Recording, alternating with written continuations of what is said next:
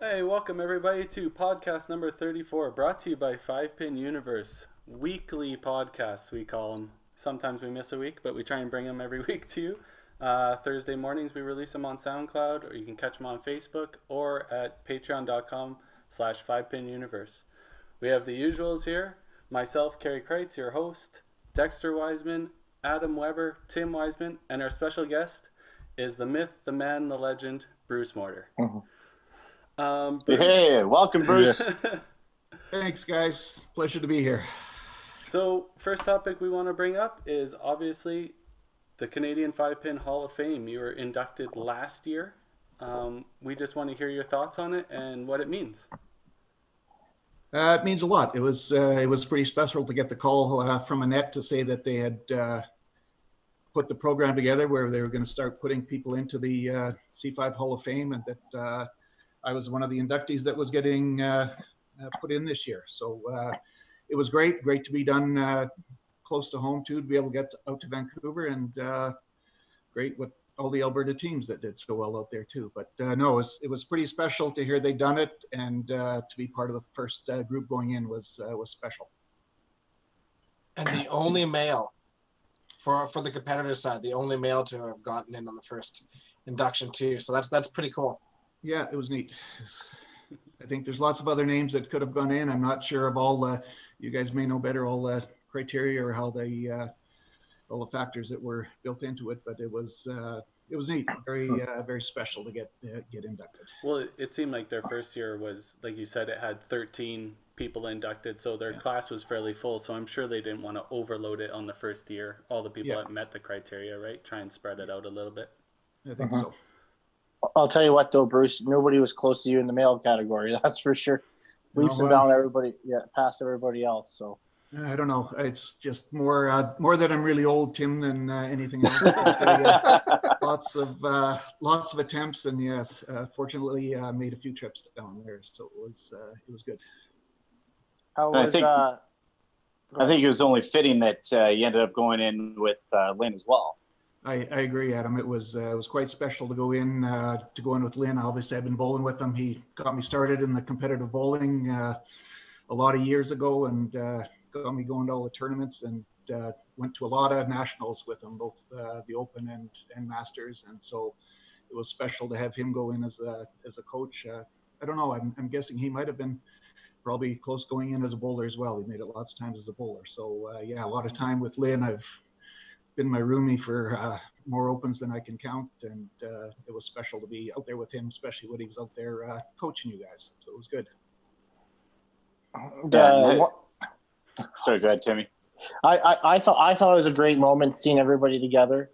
It was great having even somebody like Doug Mosdale, who is now this year's nominee and inductee, with that show up and be part of the whole group with you guys too.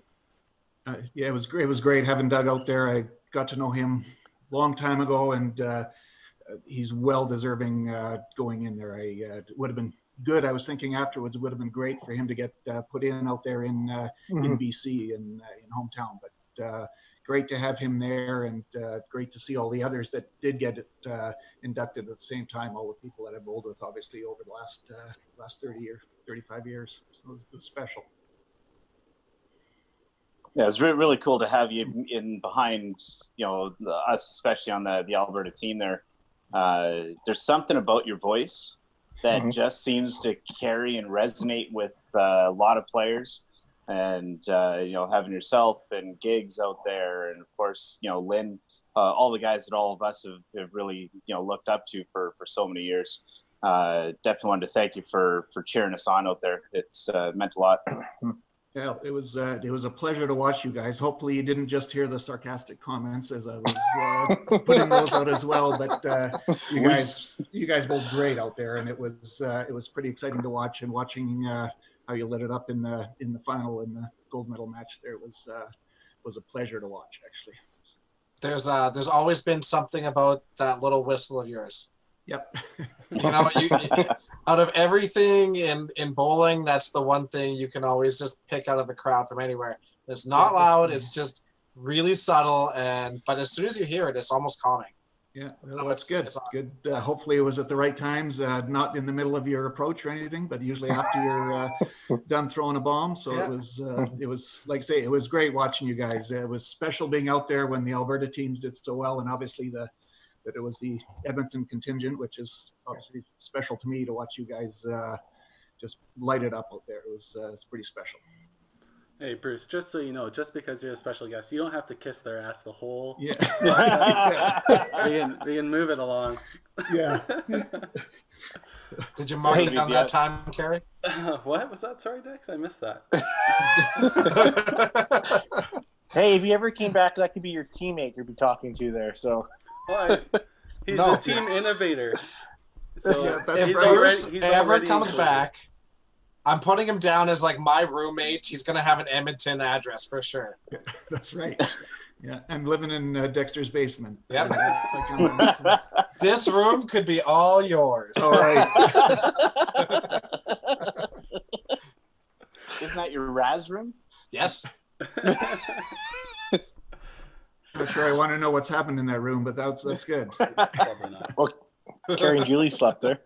Oh, Okay, moving on. Next topic. Bruce, obviously we all know you've competed in pretty much every type of event that there has been. And we just want to bring, where do you think the sport is going with the WCBT going into its 5th year? Sounds like Ontario is really producing a lot of events coming up. How do you feel about the way the sport is, the direction it's taking? It seems like it's taking a step back from the amateur side of things and is really moving towards more of the cash, the professional side of things. I agree, Karie, and I think it's great. I love what all you guys have done with the tour. I really wish, thinking back over the years, that someone, maybe myself, anyone else, had gotten it going over the years. 30 years ago, it would have been interesting to see the history of it and how it evolved. But I just think it's great what you're doing, and all the houses that are involved in the tournaments, and I think the bowlers are really supporting it now. It looks like the entries are going up. The people are coming from further away, and I think it's tough for the people that are obviously a little further away than even BC and Saskatchewan, even Manitoba. But it's great to see them coming from Ontario and coming out here from Newfoundland and from Quebec. I think the last few years. So I think that's just a tribute to what you guys have done to develop it and to draw those people out. I think it's great. And the tour championships that you run, it's very impressive and very professionally done, which I think contributes to the success of it. So. Have you had any chance to watch any of the episodes that have come out this year from the WCBT? I have. I watched the first 2. I haven't seen the third one yet. I don't know. Is it just the 3 out? So do we? There's actually 5 out as of 5 today. out now. Okay. Yeah. As I Yeah. say, I'm not on Facebook regularly, so No, I that's catch right. up slowly. But I watched the first 2, and so I did see your match, Karie. And Yeah, the first 2 you weren't supposed to watch. You're supposed to skip those 2. skip those 2. Okay.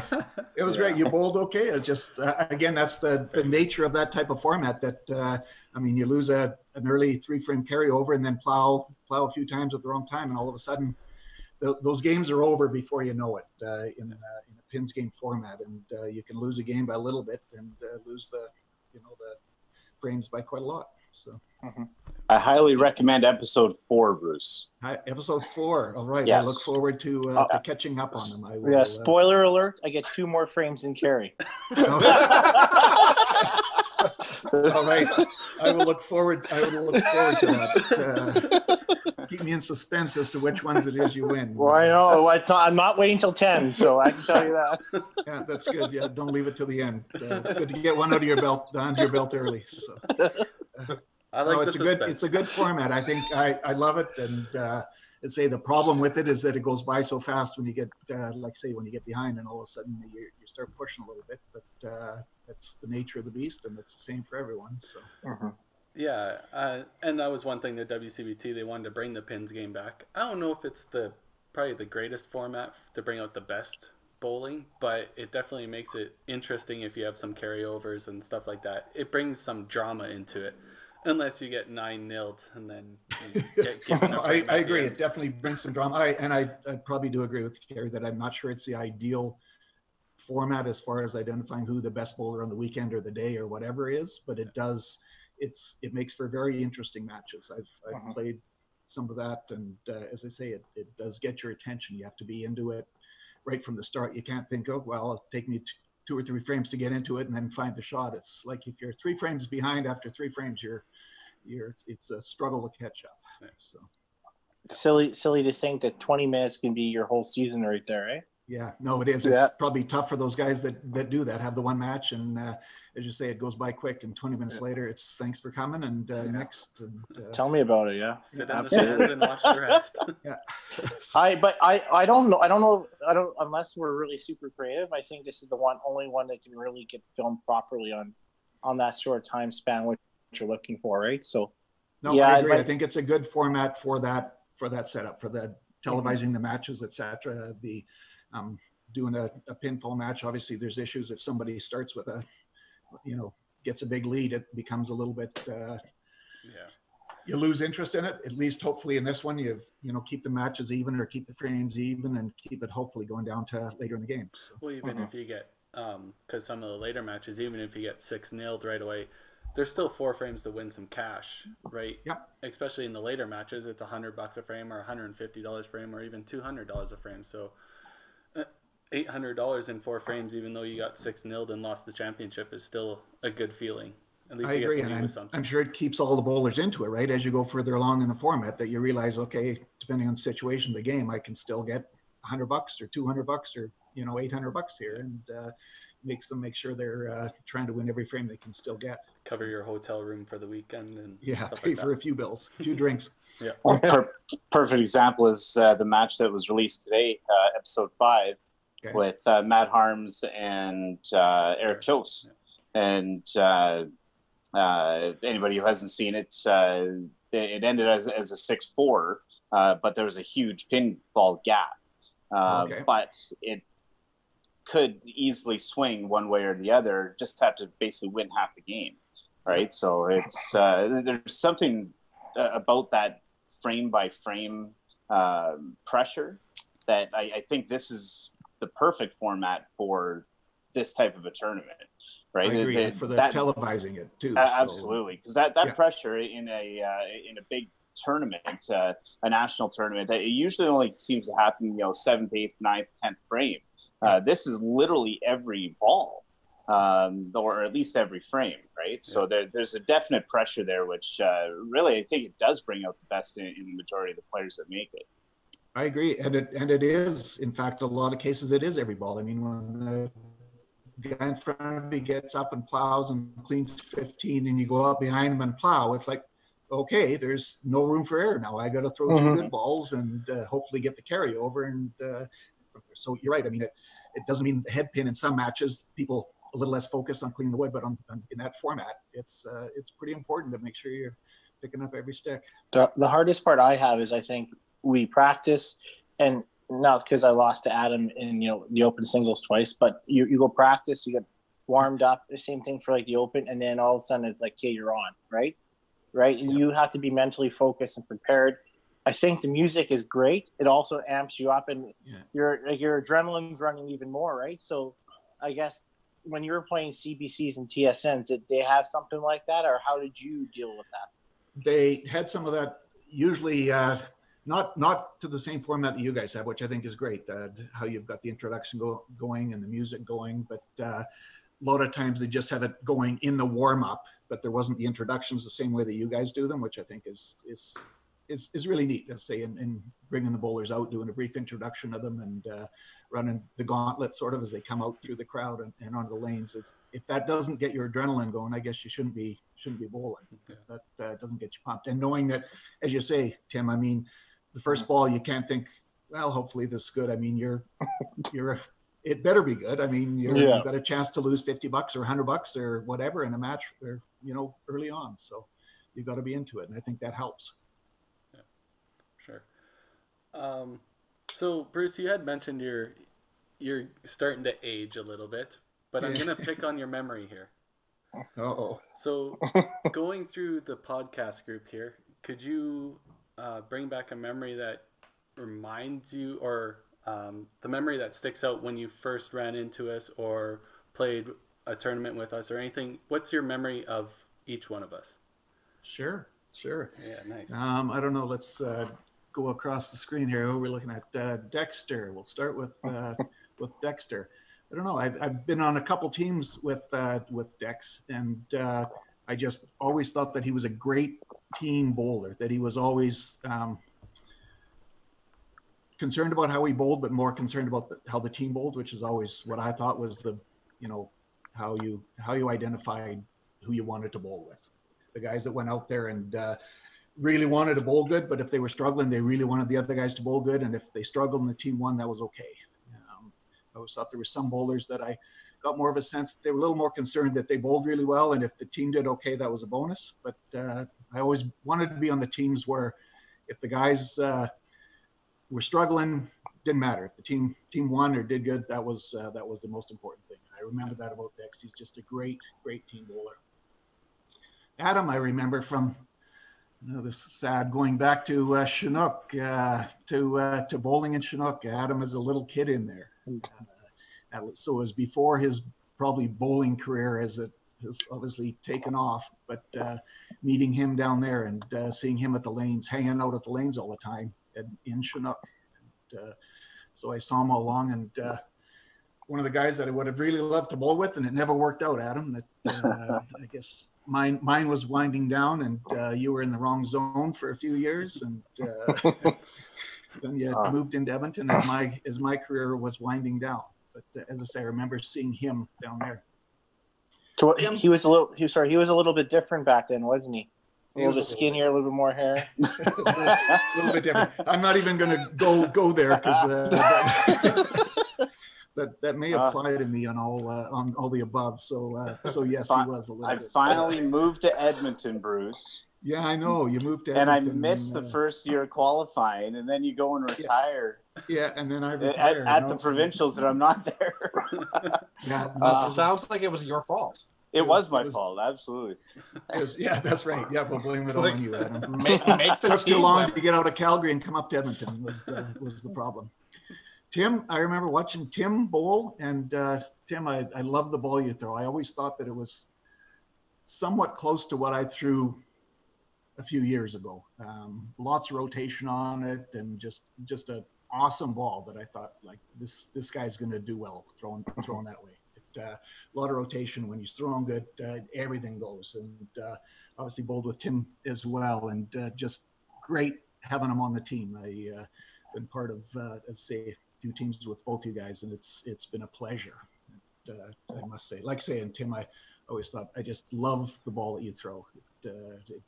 It's partly reminds me, even though I think it's probably a little bit different, but my memory is fading as I get older. Thinking that's similar to what I threw, lots of rotation. And Karie, you know what I think of when I think of you? Oh God, this is good for you, Karie. And you tell me I don't. Yeah, it's okay. It's a good thing. I was on the lane beside you when you threw your perfect game in Masters at Toppler. Mm-hmm. Remember that? Oh yeah, I do. Yeah, no, that's, I mean, obviously bowled a few years, mostly against you and then with you in the Masters, in the qualifying tournaments. But I remember bowling with you when you just kept throwing 12 bombs there down in Toppler on the end lanes in Toppler. And I thought there was not much doubt on any of them. Probably should have stayed next to him. Yeah. Very impressive to watch. I don't know if Bruce remembers, but that exact same tournament, except for in practice before the whole tournament started, I still had one of those shoe slippers on to keep the dust off your slider. Yeah. I complete face planted on my first shot in front of you and Lynn, so I think I do remember that. Thank you for reminding me of that, Karie. All I could think of was your perfect game. Thank you for reminding me of the face plant. That's good. Yeah. I didn't throw very good that day except for one game, so everybody should have at least one of those embarrassing moments. I should tell you one of mine. You want to hear one of my embarrassing moments? Of course. So on TSN, and I was bowling Blair Pizzi. I think it might have been the third round of TSN, and obviously got into the match, going along, got up, threw a strike, came back, sat down in the chair, And Blair looked over at me and said, "It's the 10th frame." And I went, "Yeah, I knew that," and stood back up again and went back up on the lane. But no idea what I did. Like I say, first ball in the 10th frame, I threw a strike and pumped and came flying off the lane and went back and sat in the chair, and he just looks over and says, "It's the 10th frame." Oh, yeah. Oops. Well, at least they edited that out, right? I don't know if they did. I think they did. I don't remember. They might have wondered why he was taking a break after one ball in the 10th frame, but Just waiting for that blue ball to come back. yeah, that's right. That's probably what was happening. I was just giving me an excuse to wait for the right ball to come back. So if any of the listeners have that videotape still, please let us know. We want to get that. Yeah, look for that. See if you see that moment. Well, that's awesome. My first memory of you, man, probably that Masters, because I happened to throw that perfect game, and I don't know if you were sitting, because it was on lanes 15, 16, there was a little bench behind. I don't think you were sitting there for the first part of the game, but after I threw the last 6 strikes, you had came up and you said, "I don't know if I seen the first 6, but the last 6 were all in the left pocket."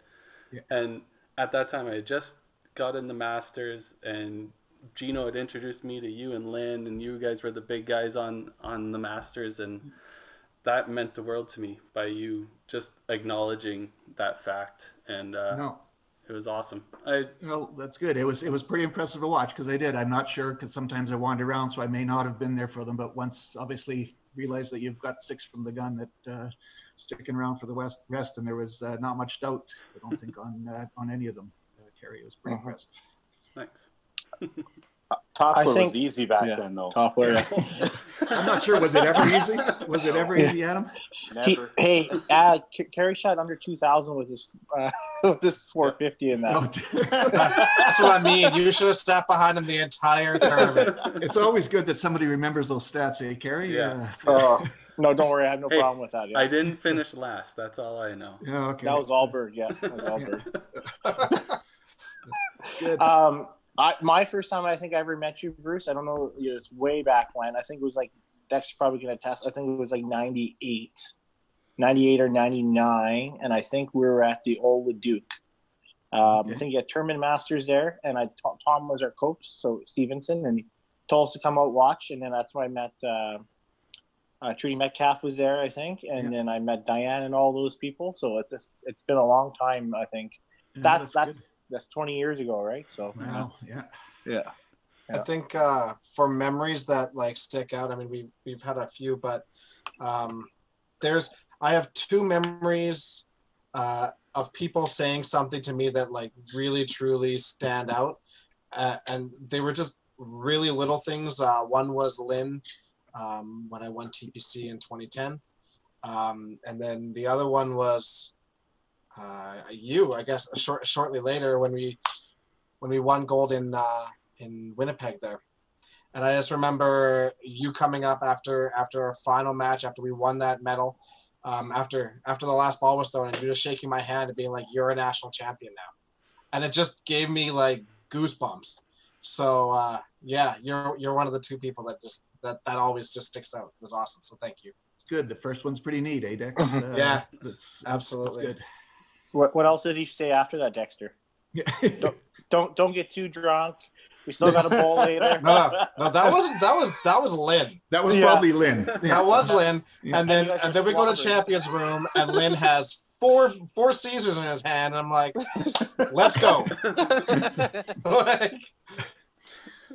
I don't know. For me, I want to say the Autumn Open as well, Bruce, because I was down there. I was scorekeeping at the time at Chinook. Yeah, okay. And I was probably 7, 8, 9, somewhere in that range. And then of course you see your name plastered all over Chinook, and anytime you're on the lane, everybody's kind of watching. So that was definitely my first probably jaw dropping moment. Yeah. That this is Bruce. And then I think the first time I ever actually played in the same tournament was at the Autumn Open. I think I was 17, so it would have been 97. I think it was the last year that they had it there. And I remember because I was on a lane with Dave Sanderson, and I think you were on the lane to the left of me. And I think I went up there, and I think I went right threeping through the hole. It just pure nerves that I'm bowling right next to Bruce Morter, right? So, and then, over the years, had many opportunities to play in the Open against you guys, and definitely had some great individual matches. On our podcast a couple of weeks ago, the question came up, is there one player that you'd want to have another match with, or your most memorable match and stuff like that? And we never played a 3-game match. No, I don't think we did. So in my knowledge, and I think especially back in those days when you were literally unstoppable, people would just kind of go through that as almost like a yardstick type match. Right, you're going up against a giant, and okay, let's see what you got, type thing. We played all the Autumn Open 16s and doing all that stuff, and it's just not quite the same as that 3-game big match. So no. I definitely miss having that opportunity as well. Yeah. But the Autumn Open, the 8-9 scorekeeping at Chinook. Yeah, man. Yeah, that's funny. No, I remember your mom, I think, bringing you down, and we introduced, met you. I don't know, like say you were probably 8 or 9, and when I got introduced to you by your mom, so cool. Pretty incredible. Well, way to go, Bruce! You created a monster. Yeah, exactly. I don't think I want to play him in a 3-game match anytime soon. Wow. Yeah. Well, do you miss it at all? I do. I miss the competitive part of it. Generally, I don't miss all the others. We're keeping pretty busy, so I don't miss the day-to-day part of it. But seeing the tournaments, seeing the Tour Championship, seeing the Masters, being out at the Open, like I really miss it out there watching you guys. I mean, that was the big part of it for me was doing the tournaments, whether it was an Open, being part of a team. I always really enjoyed being part of a team. That was the special part of it. And so watching you guys out at the Nationals, and it definitely missed that part of it, the competitiveness, and as I say, being part of a team where you're giving each other shit and giving each other support, and hopefully out there kicking butt on the lanes. So, would you ever consider coming back into some sort of a role within bowling? I'd probably consider it. The problem is right now we're pretty busy in the winters, which obviously is where the most of the bowling's going on, the tournaments and everything's happening, and we're away quite a bit during the winter. But I certainly would. But as I say, we're off for long periods at a time here, getting out of beautiful Alberta. So. Well-earned retirement. Yeah. Not to fold back onto the WCBT, but you were one of the captain's picks for one of the teams. How'd you enjoy being a part of that atmosphere, having bowlers from all across Canada being pushed into a team format and playing different types of matches and all that stuff? It was great. It was a lot of fun, even if we got beat. But it was great. I enjoyed being there with Lynn as my co-captain, and obviously some of the guys on the team I knew quite well, and others I didn't know that well, other than from seeing a little bit over the last few years. But I thought it was great, and the format. I think for the most part, everybody really enjoyed themselves. There's probably some tweaking, as we talked about a little bit, as far as things to do, and maybe try and tighten it up or reduce the breaks for some of the bowlers that they ended up having just due to the format. But I thought it was a hoot, and I'm sure you guys have talked about things, and I even talked about other things you can do, different games you can come up with to add into that format. Yeah. But, it was a lot of fun, and I really enjoyed being part of it, back into the harassing each other and cheering for each other, and it was a lot of fun. Well, we enjoyed having you out there, that's for sure. Yeah, it was good. Was that your first coaching endeavor? Yeah, it was my first coaching endeavor, yeah. I think my first official coaching, so I guess I'm 0-1 as a coach. 0% is a bad percentage. It's a really bad percentage. I need to get another one in, at least try and get to 50. But not impressive. I don't know, that maybe the team was pretty disappointed in me, but I'm blaming it on Lynn, since he was the veteran coach in there, that he should have known better than to let me make any decisions. I think it makes it worse, Bruce. He's a Hall of Fame coach. I mean, he's top tier. He should have dragged you along. I'm just a bowler, for God's sakes. Next time you'll need to have your level 2. Yeah, that's right. Any kind of level.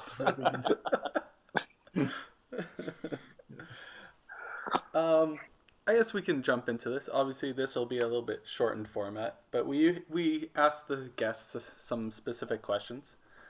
Some don't apply to you anymore since you're retired. We don't really care what your arsenal is anymore. Yeah. Even though they're the same bowling balls for, I'm pretty sure, your whole career. Yeah, pretty much. Do you happen to remember what brand they were? Yeah, they were Paramounts. Blue and white ones were Paramounts that I threw primarily. I had a few other sets, but I threw those probably 90% of the time. Yeah, for sure. They were Paramounts, and they were heavy, so they were the 310, but they were 4 and 7/8. Would you consider weighing them now? Yeah, they've got a few layers on them. I don't think they got a lot of cleaning over the time on the lanes, so they might be over the limit now. Well, at least you're not afraid like Tim is. That's fine. Yeah. Bowling mentor. I know you had mentioned that Lynn got you into the competitive side, but who got you into bowling? I think we moved up to Edmonton, actually, back from Calgary. So I was like 10 years old, and we went bowling from school one day.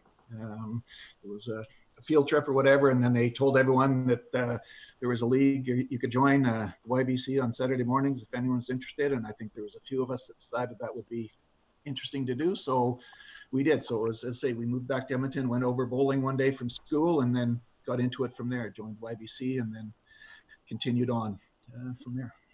Was there Meadowlark Lanes, which would have been before any of your times, and Meadowlark Mall was there was lanes over there. Was there anybody you looked up to that you want to mimic in your bowling style, at least? I don't think so. I didn't experience that much success in YBC. Didn't bowl in any, I'm not sure, maybe one provincial, but didn't go to nationals. Didn't get involved that much at that age. It was not really until I got into the adult ranks.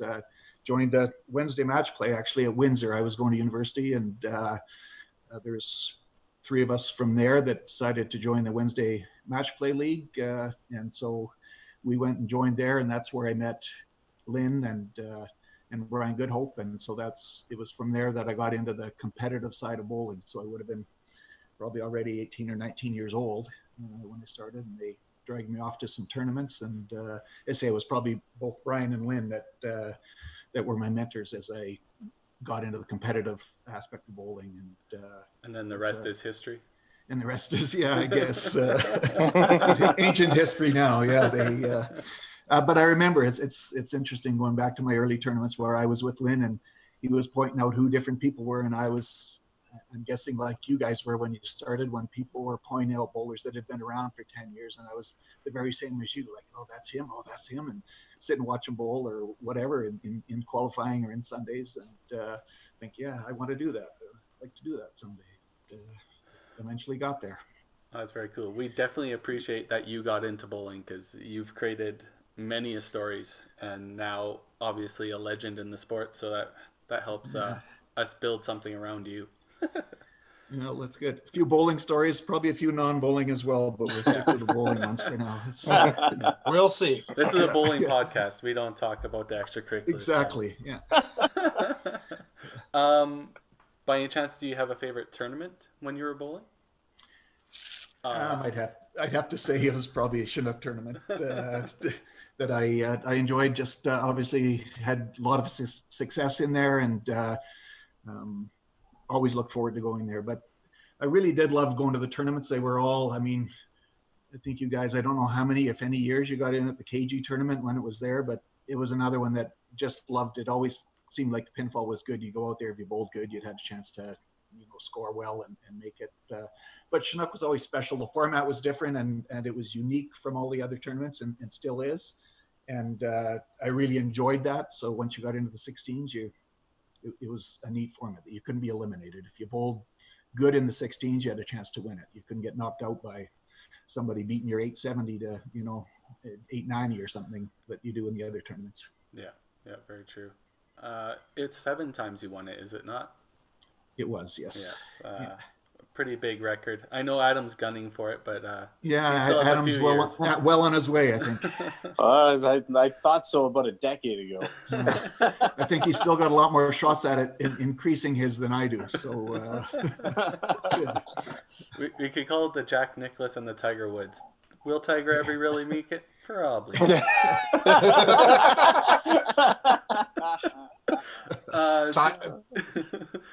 Do you have a favorite match or something that stuck out in your brain as one of the highest moments that you had?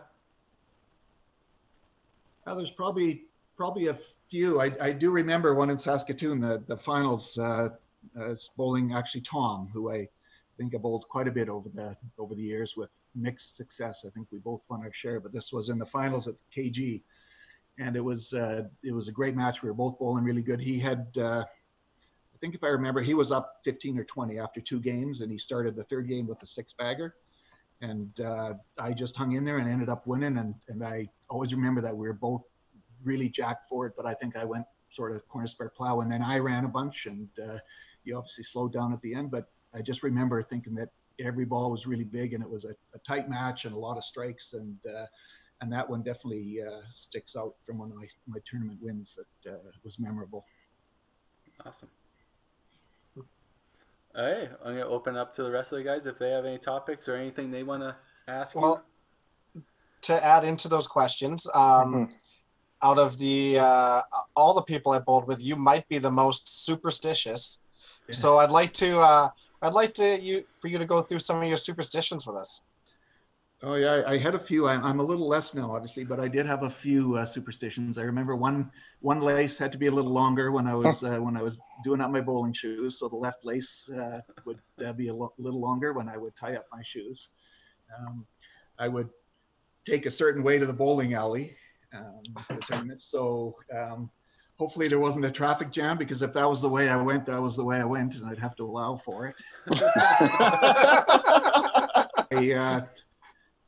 There's a lot of little things, I think, during the game and as things went on, that there was times that I wouldn't throw if a ball was coming out of the return for any of those that had the above ground ball returns, where they'd come out at the back. So there's times it's getting set in my approach, and then it would come out, and if anyone wondered why it's taking longer than normal, because I'm waiting 6 seconds or whatever for the ball to get up to the ball rack and before I went. But, sometimes I would throw just one ball in one lane and one ball on the other lane of my house balls. I don't know if you heard that story about, there was probably a few in Saskatoon. I just bought actually set, which I hardly ever used, a set of balls from Don Sin that he had out there. And I think I was using them in the match play on Sunday. And the first match I went 4-bagger plow. I think it was against Terry Patterson from Calgary. And for a decent game, 310 or something. But the next game, I started with a 4-bagger and thought, okay, those balls are only good for 4 frames. So I switched to the other ball and threw it for 4 frames. And then I said, okay, that one's done, and switched back to the other one to throw my last 4 balls to throw a perfect game, but doing it 4 at a time, because the game before I'd gone 4-bagger and then plowed with it. So there's a lot of things that I think only I would do that got into my head. Believe me, you don't want to know all the things that sometimes got into my head. Yeah. Your nail clipping, I know you used to clip your nails. Yeah, I have to clip my nails, keep those short, and so I usually don't do those either the night before or the morning of the tournament. That was on the bus to the finals for us in 2010. Now there you go. They're all alone on the bus, just clipping your nails. And I just remember Lynn hitting me and pointing it out, being like, "Yeah, he's just a little superstitious." There is probably more things that I can't remember, which is probably just as well. The white socks, you guys made white socks. Yeah, had to do that. Although now I don't. Even the last few years of bowling, I managed to overcome that one and be able to go with dark socks if need be. You screwed the rest of us, I tell you. Everton's stuck with white socks from now ever. So that's good. It's done them well. Yeah, no, I remember like some things like I remember when we went to 2010, and we played really well as a team.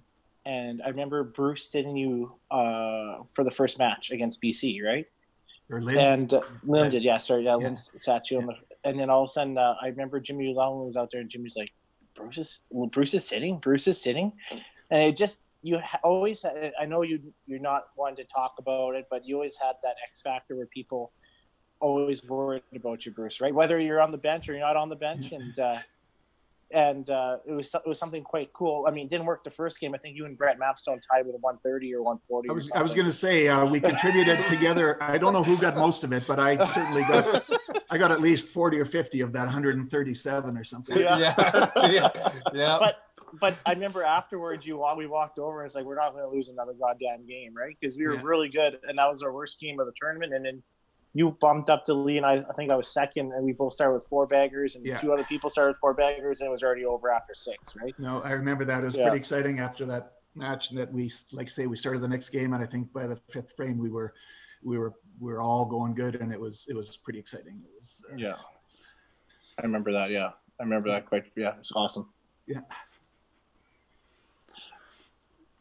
From a personal stats type of a route, since we don't have a whole lot of your old stats or anything like that available, what are like your obviously how many perfect games and triple and quad, et cetera, et cetera, et cetera?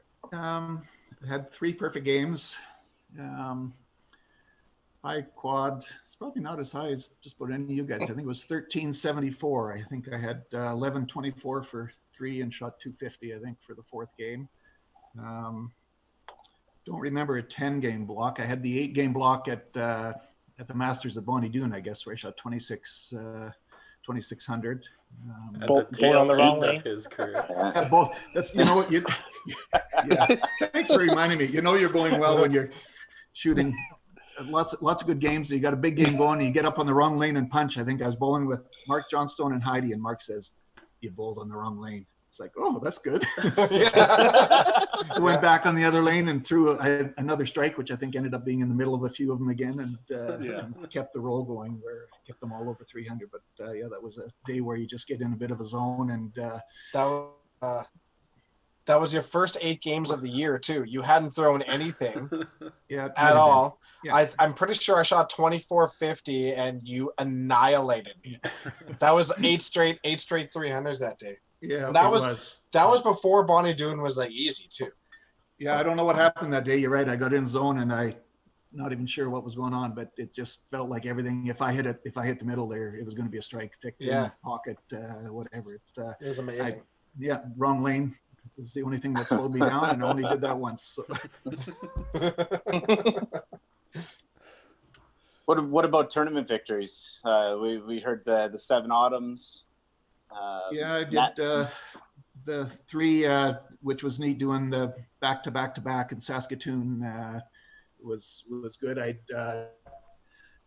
bowled quite well there over the years, had reasonable amount of success, but hadn't won it. I'd come second 3 times, I think. Once to Blair, actually, where I was lost to him, and I won one side, lost to him in the other side, and lost to him a 1-game roll-off for the overall championship. So that was disappointing. But then and I lost to Donnie Betts in the final, and to Jeff Bourne. And then I think it was the next year after that I won my first one there, and then I won the next 2 in a row, which was pretty neat. Hadn't been done out there to win 98, 99, and 2000, I think, in Saskatoon.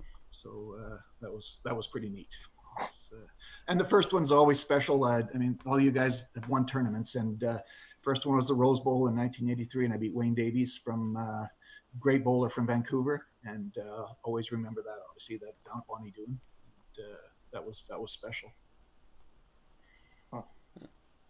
And you won TPC nearing the end of before you retired, right? Yeah, I won TPC, I guess, when it was at Collingwood. So I won the Rose Bowl a couple times when I was at Bonnie Doon, and then TPC at Collingwood. And you went up both sides, correct? Yeah, I did. I won both sides there. And one time, I guess, one of those ones in Saskatoon was the same. I won both sides, went up both sides there in Saskatoon. What about Open and Masters? Yeah, obviously, I've had a fair bit of success in both those. It was good. The first gold medal, the special first one I won in the Open, was 1990 in Hamilton, and I'll always remember Hamilton. I think I was there 3 times for the Open, and we won 3 gold medals in Hamilton. So it was always looked forward to going there. Yeah. And Masters was good. My first Masters as a rookie way back in 1983. I don't think we didn't do very well, but I was bowling with Brian Goodhope, which was really neat. He made the first Masters, and Stan Hesp and Gene Ballone and Dave Lewis, I think. And that was my first nationals with Diane Violini, and it was just pretty impressive. Didn't realize at the time how good she was, and then over the next 35 years, she proceeded to make everything and anything that she bowled in. And so that was my first time at the Masters up there in Saskatoon. So it was good. Very cool. Yeah. You said that was 83, right, Bruce? 83, the first Masters. Yeah. Yeah. You weren't born, Karie? Oh, I was. Oh, I okay. was. I But, was. half the podcast wasn't. Yeah, exactly. Yeah. Yeah. Huh. Crazy.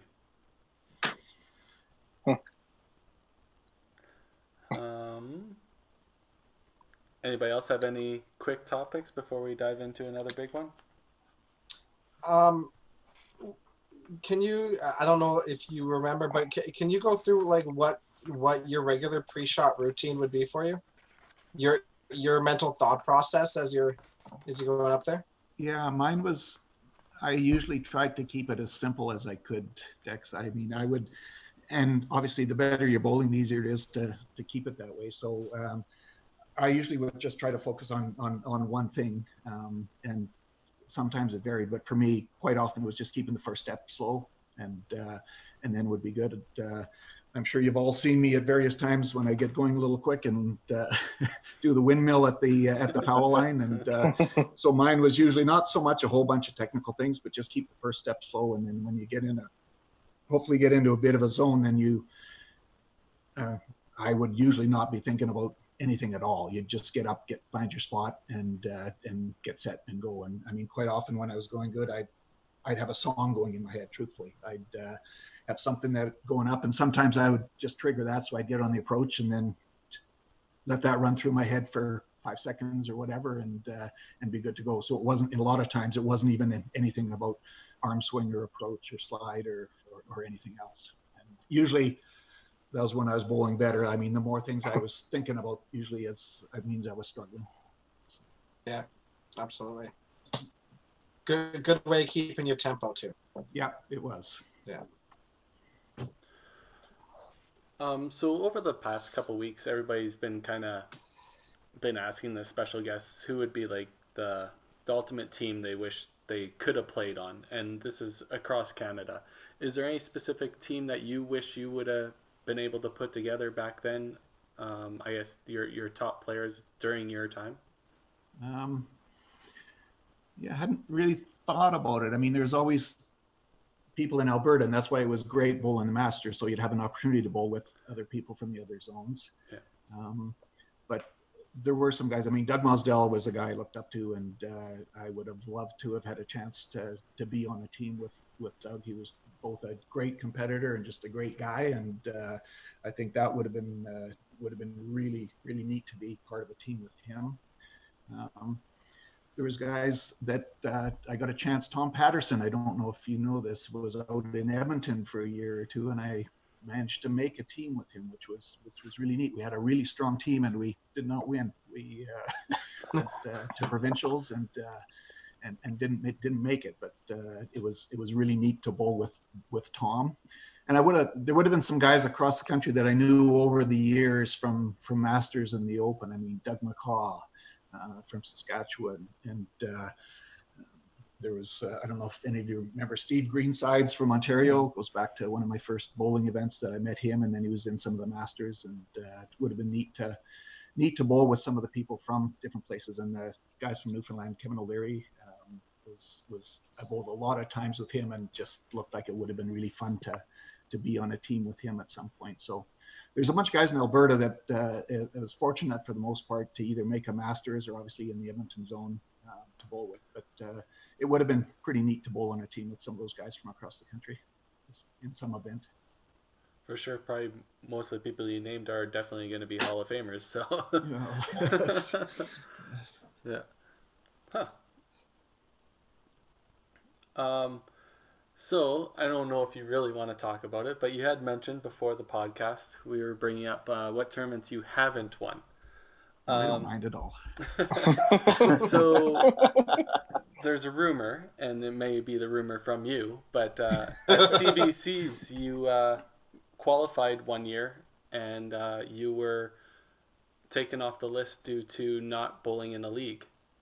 Yep. Yeah, the CBCs, I qualified once, and didn't realize, I don't know if anyone did at the time, that was one of the requirements. It was probably in there in writing, I'm sure, at some point in the paperwork, but hadn't really come up at the time. But qualified, I think, had to do the house rounds, and then went on to provincials, I think down in Paradise, as a matter of fact. And qualified down there along with Mark Jackson, and then got the call, I don't know when, sometime in the following week, to say that I was not eligible to go because I was not bowling in a league, and it was only open to those people that were bowling. And I said, well, I was a 5-pin member, but I guess that didn't work. You had to say, be in a league. So it was very disappointing, but I mean, I guess it was the rule at the time. And I think in that case, I think I mentioned Gino. Gino was the one that got in. He was in third place, and I think he made it lots of times on his own, but I think he was the one that filled in when I got removed from the list. So it was disappointing because I never did end up doing CBCs at all. Never made CBCs. Right. I'm pretty sure everybody else that heard that you got dropped out wasn't too happy that Gino was a replacement anyways. Yeah. Not that you can say them on the podcast, but I'm not going to ask you what your first 3 words out of your mouth when you heard that was. But yeah, I don't think I was too happy at the time, but I managed to get over it over a period of time. Just a small blip in your amazing career. Yeah. I just can't believe they wouldn't let you know at house round and then let you play the provincials. Yeah, I think we did say that. Why didn't they stop that, or how come they didn't, I guess, go through that to make sure everybody was legal or whatever at the provincial level? But for sure, maybe they just assumed, which was probably a reasonable assumption, that everybody was bowling in a league at the time, because I'm sure, and I don't recommend it for people, I would guess that 99.9% of the people across the country would have been bowling in a league at the time, and it was probably only me that made it an issue at the time. So Weber, there may be a new rule to qualify for a tour championship. You may need a league average. I'll be the first one to sign that. That's for sure. But that, a lot of people signing that. Yeah. But yeah, Bruce, that's before emailing and online stuff. So I guess I can see where maybe that could have been, but you still think they would let you know ahead of time. Kind of. Were you saying there was a house round first? Yeah, I'm quite sure we had to do house rounds for CBC, just like TSN there. And so you'd qualify out of a house round. And that's what I think was probably my point at the time. I should have been told either at the time not been eligible to bowl in it, or been kicked out at that point. But I mean, somebody there would have known that you don't bowl in a league there. Yeah, the people in Edmonton. Like that's obviously the people in Edmonton obvious. would have certainly known that I wasn't bowling in a league at that time. But it is what it is. And not fun at the time, but it was all right. If I remember correctly, you could have done multiple house rounds as well. You didn't. You weren't stuck. Like for myself, I wasn't stuck at Chinook or stuck at Toppler.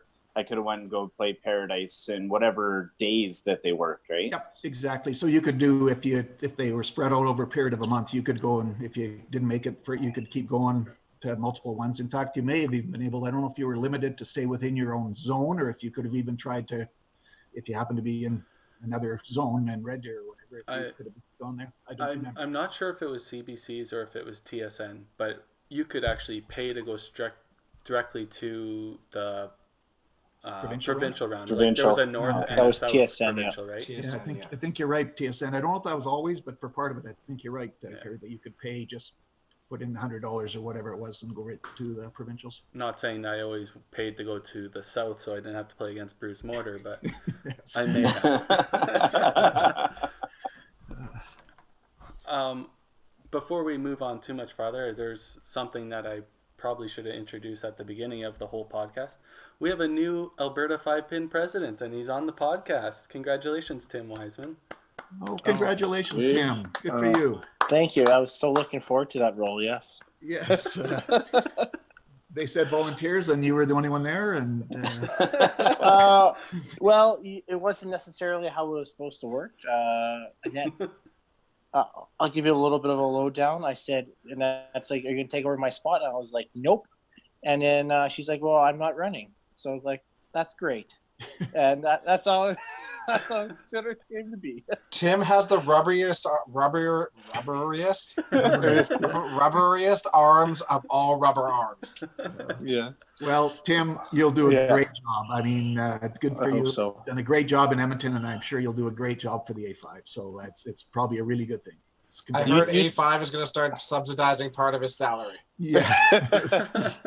Well, it sounds pretty good right now because I hear Bruce's retirement is looking for extra help. So if I ever need anything, I'll just call you up, Bruce. Okay. You just got to call at the right time, Tim.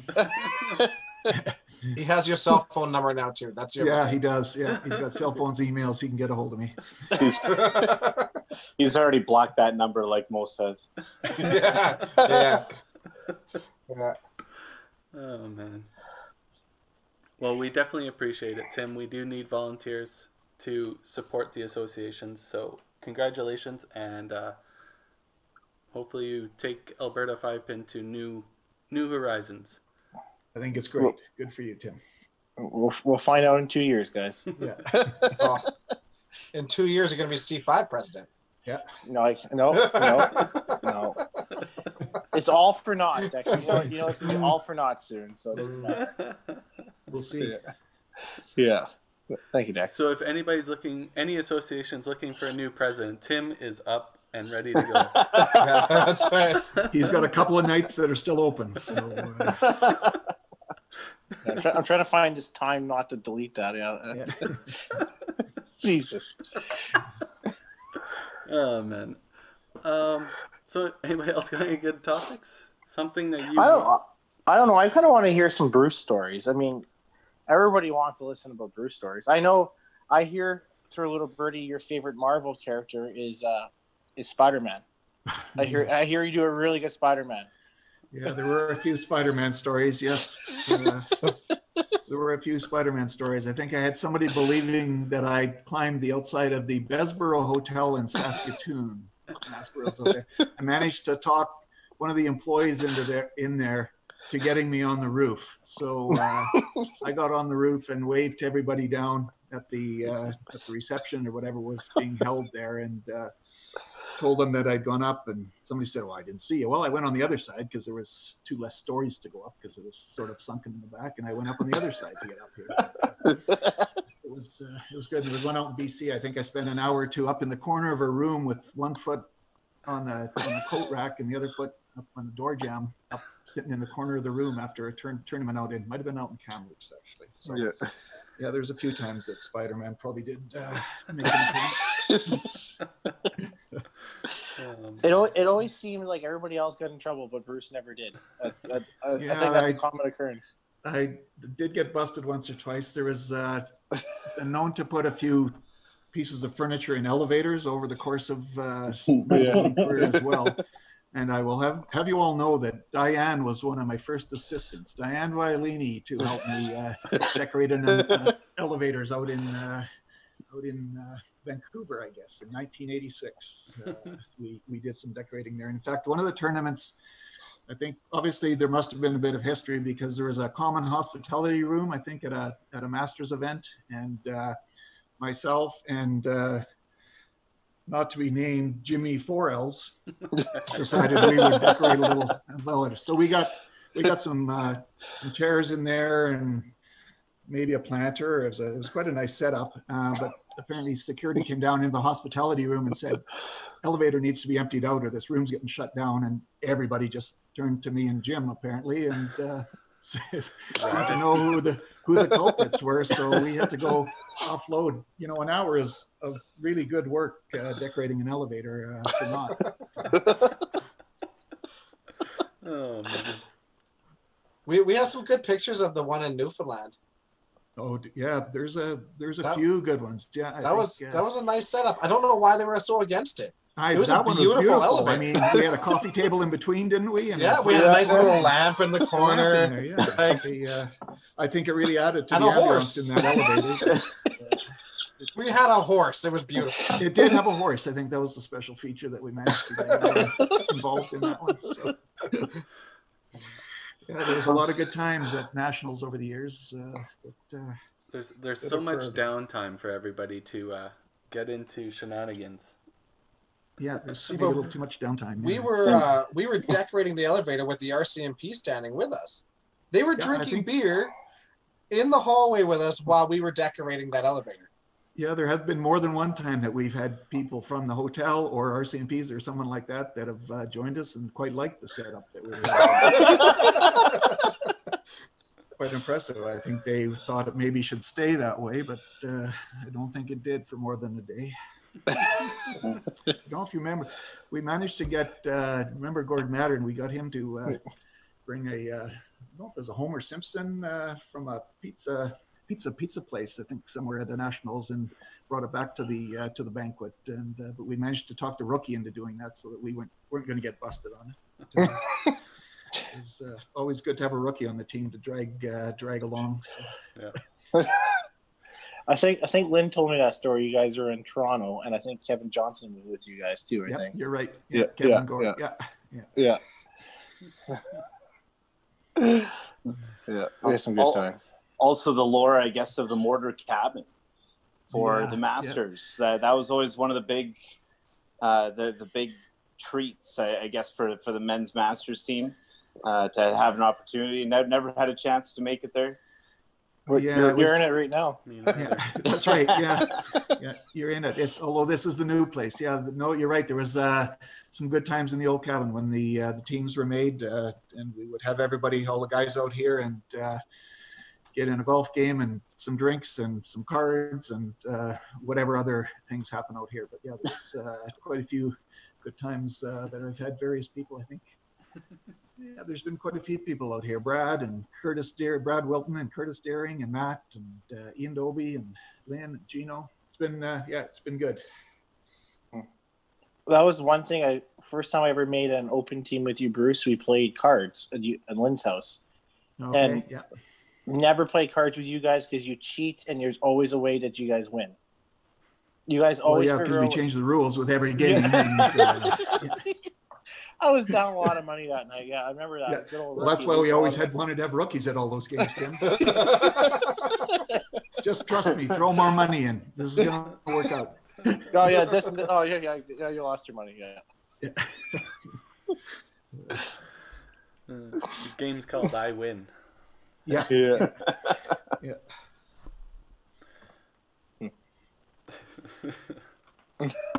Oh man. So that's an hour. Do we want to wrap it up here, or do you guys have other stuff you want to ask the legend? Is there anything you want to ask us? Is there anything you want to talk about? No, I just was happy to come on and entertain anything you guys wanted to discuss. So whether it was about, you didn't back down from stories, each other. Yeah, no, do you see any furtherance in the sport, or are we missing something that you've seen over the progression of the last, call it almost 30 years?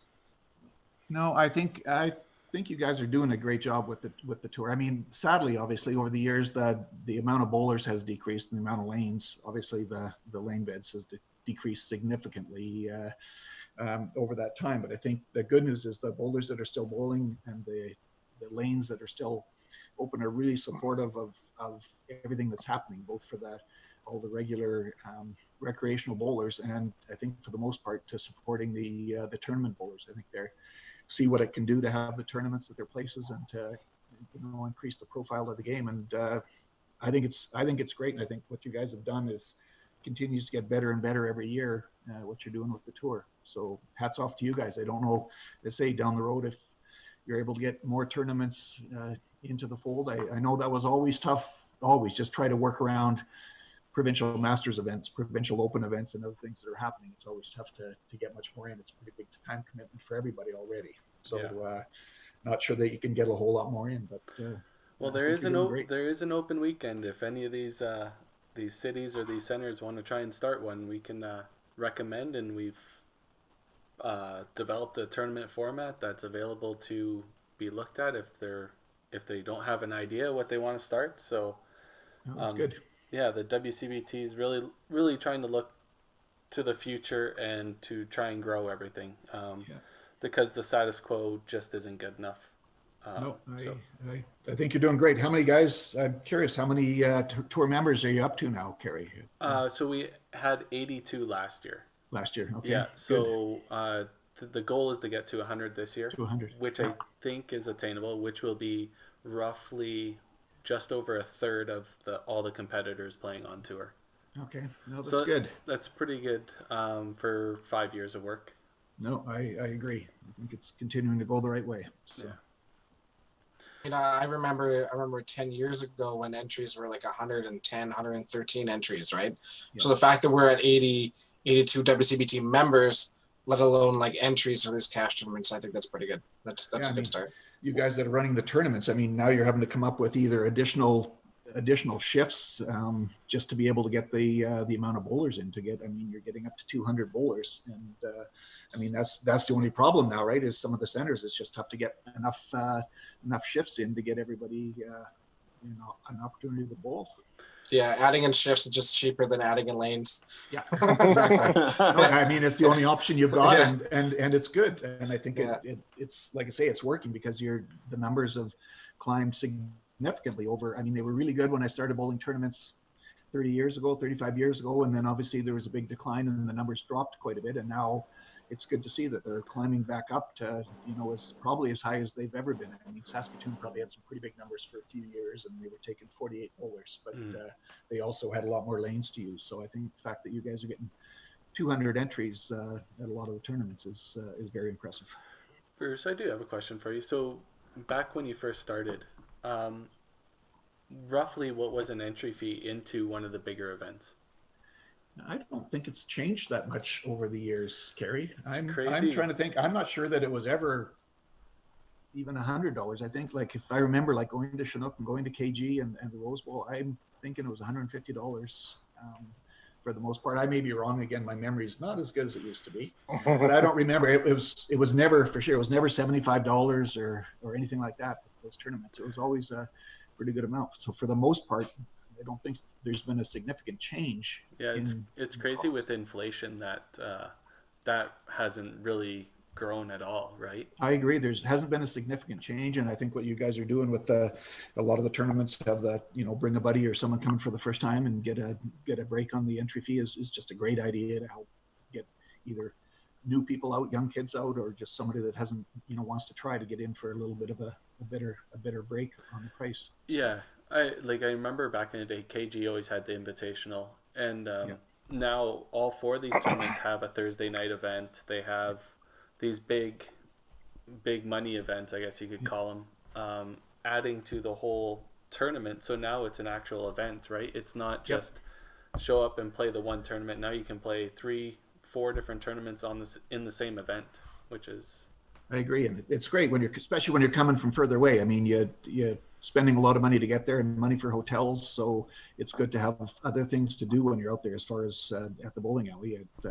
And I think all the events, it's good, some of the different formats that people are coming up with for the from the Bakers, different trios and different formats for the fun events where you get to bowl, which is the other good thing in those with the people from the other from out of province, from anywhere across the country that shows up in a 3-player or whatever format, which is really great.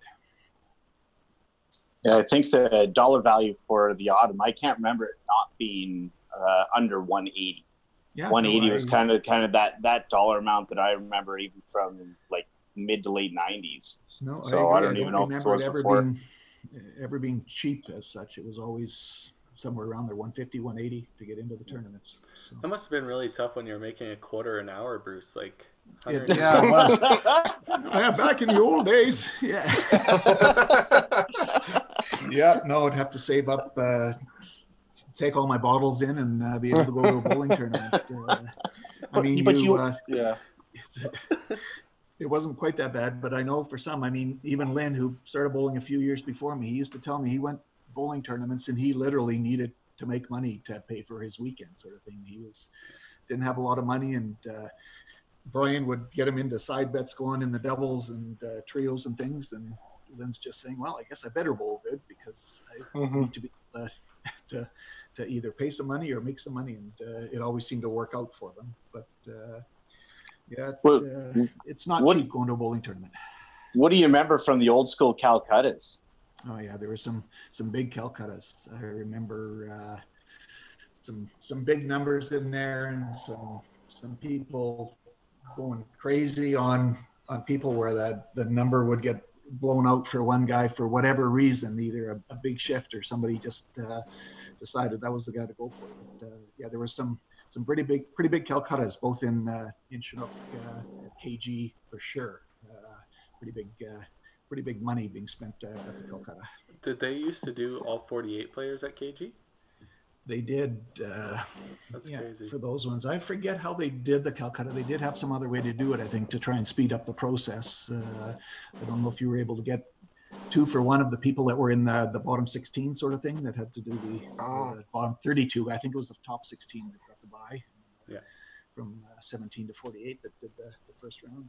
But no, it was. There's a lot of money and a lot of people out there for those. Here's a good story for you. One of my at the KG Bowl, I pretty successful qualifying over the years, but I bowled 3 shifts out there, shot 2100, and then I think about 2170, and then knew it wasn't going to be enough, and bowled the 3rd shift and shot 2210. And Gino was the cut at 2212. I remember I punched the 10th frame of the last game, counted 15 for 2210. And missed the cut like 2 pins after bowling three pretty good shifts. Let's say 2100, 21 and a half, and 2210. And I'm thinking, I thought I should have been bowling on Sunday, but didn't make it. But there was some play, as you guys know now, some of these cuts are getting. It's crazy what you need to make some of the cuts in these houses now. Yeah. The bowling is just getting better and better. It's very impressive. So Bruce, when you were in the Calcutta, because since in your heyday, obviously you were the guy everybody wanted to buy. Was there a 25% buy-in, or did you just? Most of the tournaments said that the bowlers were allowed to buy 25%. Yeah, so it was essentially that whoever purchased you had to, if the bowler wanted a piece, they had to give back 25%. For a while, some of them didn't, but then I think there was a lot of issues with that. So most of them made the rule to say that you need to give up if the bowler wants 25% back to him. Yeah.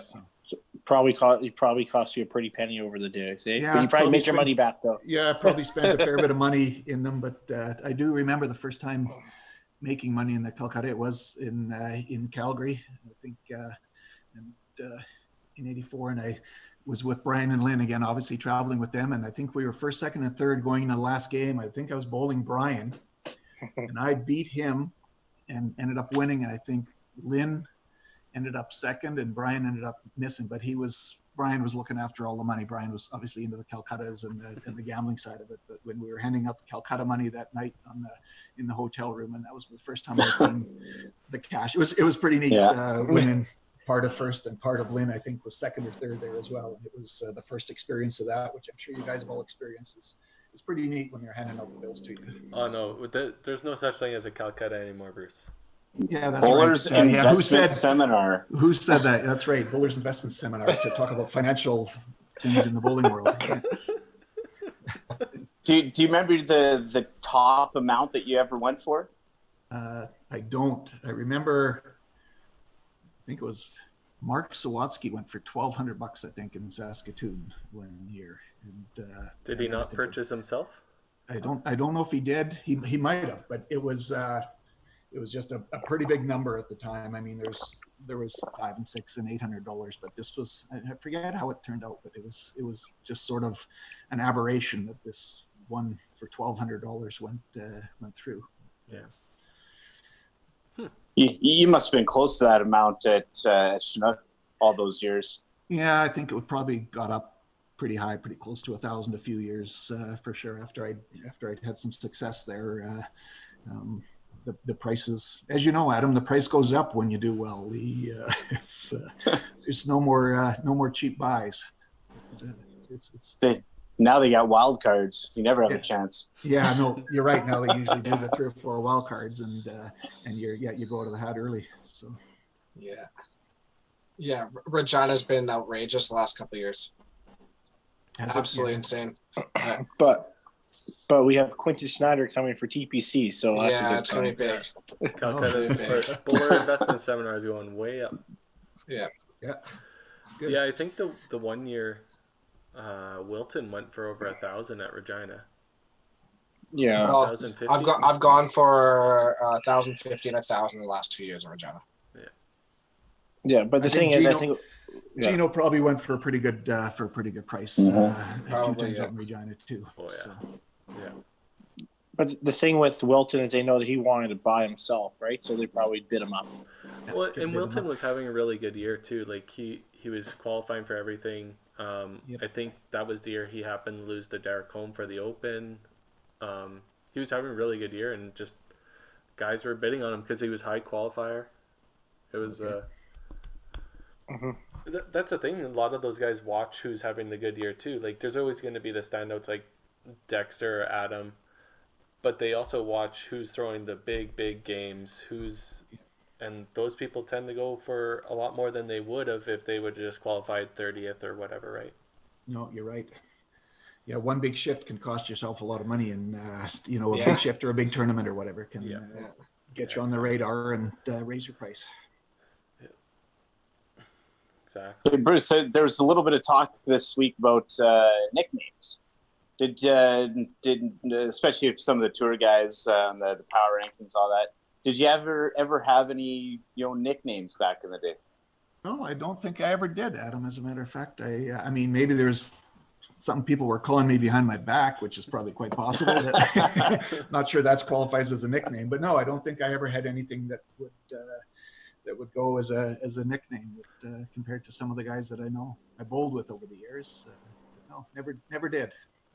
Yeah, that's something that's missing, right? Like every other sport has nicknames for their top players or whatever, but that's one thing 5PIN seems to be missing out on. You don't hear too many, right? No, I don't know. I don't know if there's more these days, but I don't know of them. Obviously, I'm not involved as much anymore, but I don't know. Do you guys have them now for yourselves, or? They're mostly slander. Yeah. Yeah, mostly just derogatory terms. I think it's hard for people like you though, Bruce, because I don't know. You look at the highest level of the game, and I don't know. Everyone's like, that's Bruce Morter. That's Bruce Morter, right? It's always first, last name, like when you're talking about you. So I don't know. I think that's because of who you are, it's hard to give you a nickname when you're Bruce Morter. Usually comes from the fan side of things too, right? Usually the fans are the ones that make up the nicknames. It's not so much the players themselves. Yeah. We'll just call you the Bruce Morter. Yeah. I'm sure there is a lot of names. As anyone that's bowled with me knows, I didn't really take myself all that seriously. So you could have got away with calling me pretty much anything if you're on the team or anyone. It's pretty hard to upset by anything you called me. So you don't have to call me anything particular. But Bruce, I think there was a song about you. Remember, I think your retirement year in 2014. We every day to the bowling center, we listened to Electric Light Orchestra, and then Freddie was singing. Freddie would yell out, "Don't let me down, Bruce!" Every single time. Yeah, no. I think that's the first time I heard that. Yeah, riding with Matt and Freddie and you guys on the way to the. That was in Red Deer, wasn't it? Yeah, it was in Red Deer. Yeah. That was a good time. I remember that. It was like I'll say, "Shut up! It's my song," and all of a sudden, Freddie just had to sing it to him. Yeah, I think it was Freddie and Matt that started that. Yeah. That's fun. It was good. Well, we're all good. Any questions? Anything else you want to know? Oh, I just missed the stories, Bruce. We want there you were back. so many stories. Yeah. Yeah. Come back to the game, Bruce. Yeah, no, I miss creating more. Always fun. Usually there was at least one story from a provincial or a national or any event that we went to. So when you going on vacation? About a month, October 21st. Okay. So you would be able to play the first round of Masters. And the autumn. Weird. In the autumn, yeah. I think I might have commitments on those, but no, I'm around for As a matter of fact, I've sent my entries in. I've sent my entries in every year for the last 4 years. My registration for the Masters. I continue to support. Nice. When are you back from your vacation? December, middle of December. So you'll be able to play the second set of Masters. Set. Yeah. Yeah, but not the third. Yeah. You only need 2. No, I usually need it all 6. I don't think there's too many times that I could get away with bowling just 4. No, I usually took advantage of being able to drop some. You might need them now. Yeah, for sure. Looking at those scores you guys put up last year, that was absolutely ridiculous. I remember one year where one person, it was Tom actually, Stevenson, shot 92 something, but he lapped the field. The rest of us were I think 400 and 500 behind, but this year there's I think 4 of you at 9,200 within a pin. I mean those scores were absolutely crazy. I've never seen anything like that. It wasn't fun, Bruce. It wasn't fun. Yeah, no, I mean, yeah, it really can't afford, like you say, shooting 21 and a half and you're losing ground. It's not. It's almost a throwaway. Yeah, no, it was, but the bowling's getting better and better. Obviously, the pinfall's good in those houses, but I mean that's some pretty impressive bowling. To make that Masters team in Alberta this year was crazy. I'm sure that had to be the highest ever. I think it's nothing but silvers. Yeah, I think it's going to be anything. It's going to be tougher this year. Everybody's gunning for some Newfoundland time, right? Yeah. No, every time it's in Newfoundland, I know I will admit to the same thing that definitely got everyone's attention.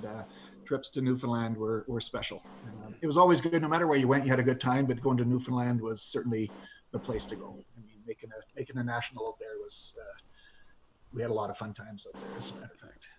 So Newfoundland can't even coax you back? I don't think so. I just I think I would have to go throw some balls, which I was able to get away with before, but now I don't think I could get away with that. And they just think your membership is already paid. Yeah, it is. Yeah, it's just a matter of showing up now. I have put my entry in. So so if you see me show up there, I'm going to put you on the list. Look out. I can do that. Yeah. No, I don't think you should do that. You know what? I might just to mess with everybody. I'll keep you posted. Put your name on the lanes. Yeah. I think it's more likely that he'll show up in Newfoundland than bowl the tournament. Yeah, that's right. Yeah. Make that trip. No, those were a lot of fun times in Newfoundland. Yeah. Where were the first two? They're in Calgary, right? Yep. First two in Calgary. Yeah. The weekend after the Autumn Open. Yeah. Paradise and Chinook. I feel like you like those places. Yeah. Although Chinook's changed a bit, but yeah, I did like both those places for sure over the years. You're not selling them on Dex. Man's gonna try. Looking at your scores, yeah, no, I think I'd be in trouble. But Bruce, there's the senior side you can do too. Yeah, that's more possible, I guess, but I don't think I see that in my immediate future this year either. But. Giggy loves it. Giggy absolutely loves it. He would drive you to every event too. Yeah. You're Pick right. me up. Yeah, I'd compete against him in this zone, I guess. That's, I could get him to throw with his left hand though, and I'm afraid he'd still shoot like he still might beat me. 1800. That's what I mean. That's ridiculous. I might not want him to do that. That would just rub it in. Oh man. Well, that's awesome. I think I'm gonna wrap up the podcast here. Bruce, thank you very much for coming on. Yeah, it was a pleasure, guys. Good luck at the Autumn Open coming up and at the Masters. And who knows? I'm sure I will see you around at the lane sometimes over the course of the year. Look forward to it, and I will continue to watch the podcast there. Especially, I will look for podcast number 5. Eager anticipation. The episode number 5. See what our provincial president does. Yes. Yeah, I got to say, Bruce, just being who you are in this game, and nearly every player, especially in Western Canada, probably across Canada, we all collectively thank you for everything that you've done within our sport, being that mentor to so many of us, being that kind of yardstick for everybody who really wants to prove themselves in this game, and really gives somebody a chance to shoot for being legendary. So I definitely personally want to thank you. You've done so much into my career. I still look up to you. I still look up to your records. You still give me a reason to push in this game. So thank you from the bottom of my heart.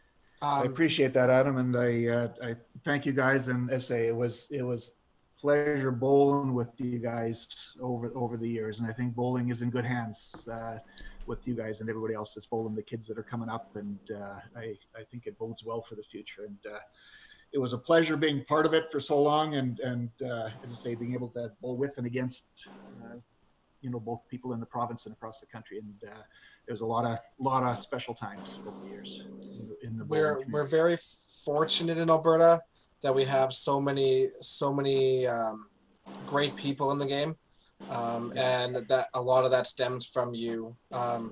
You were an amazing competitor, but you were always a fantastic person first, and I think you really showed everybody what it's like to be a top-notch athlete, but a great teammate, and how to just deal with people and deal with your surroundings, and just enjoy life and be a good person. So thank you for passing that on to the community that we have out here. I really appreciate your kind words. You can go back to dissing me next time I see you live.